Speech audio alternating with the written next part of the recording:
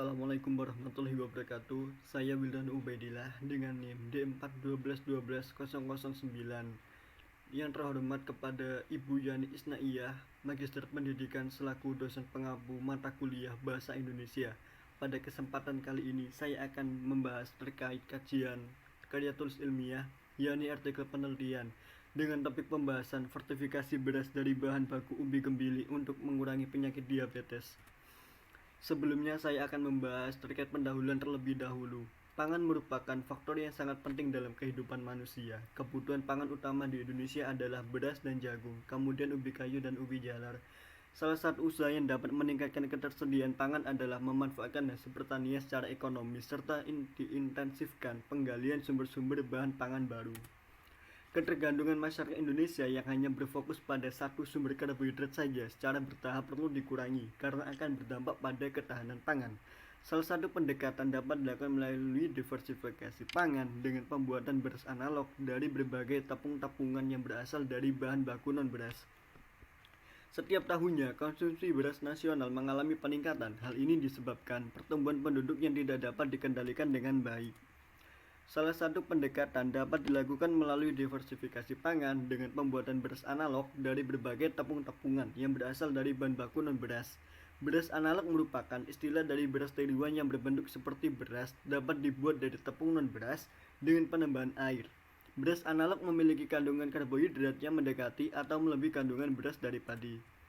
Selanjutnya saya akan membahas terkait tinjauan pustaka.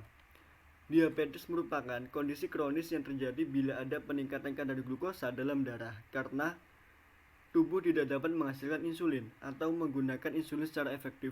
Insulin adalah hormon penting yang diproduksi di pankreas, kelenjar tubuh, yang merupakan transportasi glukosa dari aliran darah ke dalam sel-sel tubuh di mana glukosa diubah menjadi energi. Kurangnya insulin atau ketidakmampuan sel untuk merespon insulin menyebabkan kadar glukosa darah tinggi atau hiperglikemia yang merupakan ciri dari penyakit diabetes mellitus. Berikut merupakan data statistik yang dikutip dari kata data dengan jumlah konsumsi beras nasional menurut institusi pada 2019. Berdasarkan data tersebut, rumah tangga menempati kedudukan yang teratas, yakni dengan konsumsi kurang lebih 20 juta ton per tahunnya. Selanjutnya yakni jumlah pengidap diabetes berdasarkan negara, yang merupakan data statistik yang dikutip dari kata data. Berdasarkan data tersebut, Tiongkok menempati peringkat tertinggi dengan skor 140,87 orang per tahunnya yang mengalami diabetes pada tahun 2021.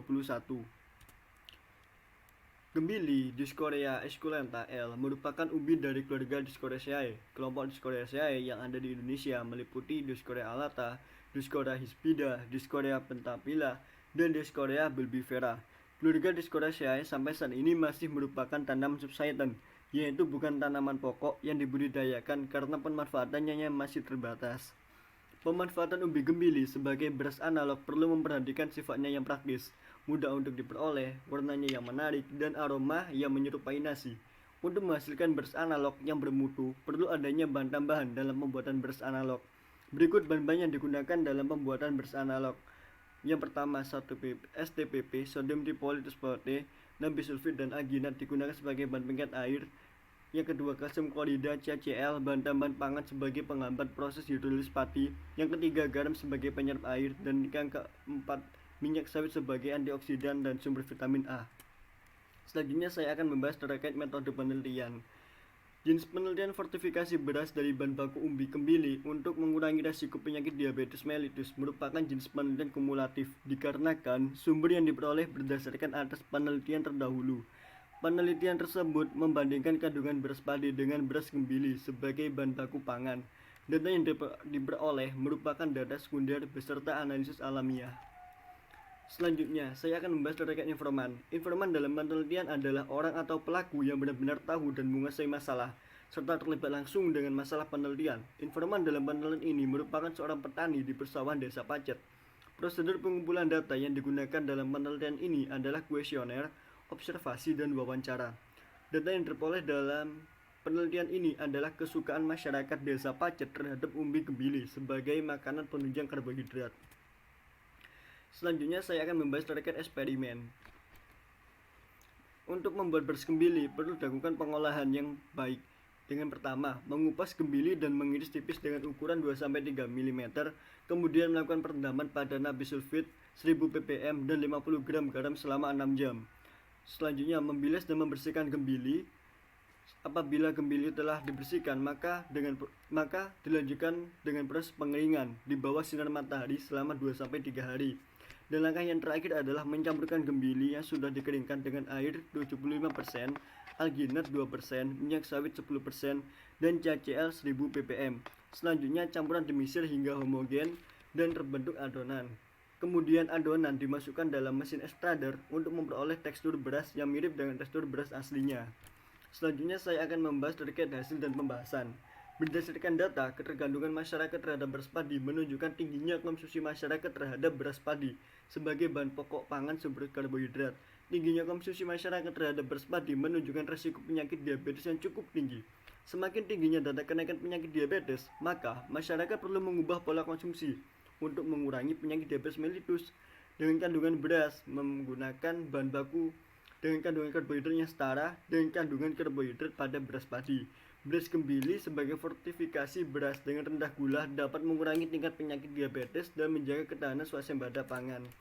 Selanjutnya, berdasarkan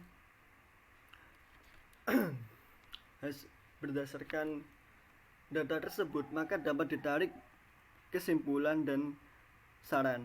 Beras analog merupakan beras tiruan berbasis umbi-umbian.